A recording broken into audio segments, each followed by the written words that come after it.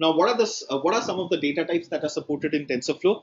Now we come to a technical standpoint wherein when we will start implementing all these complex set of numbers, we will need some data structures to store these informations, right?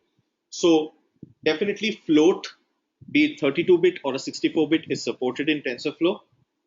We have all seen integers, integer 16, 32, 64, and all these are capacitated, right? So int 8 will hold an integer up to a certain capacity, int 16 will support an integer up to a certain capacity, and so on.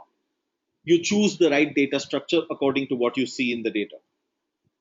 You've got unsigned int and unsigned int 16. You've got string. You've got boolean. You've even got support for complex numbers, 64-bit and 128-bit. And finally, I have this something called quint 8 and quint 16 and quint 8.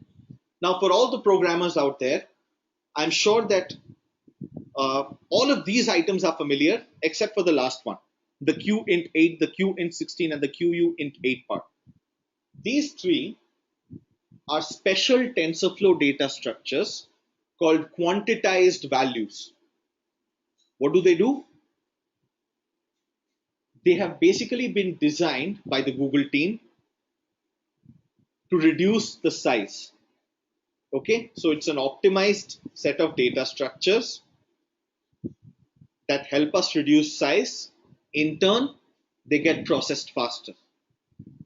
Okay, using these quantitized values is supported in something called TPU, or TensorFlow Processing Units.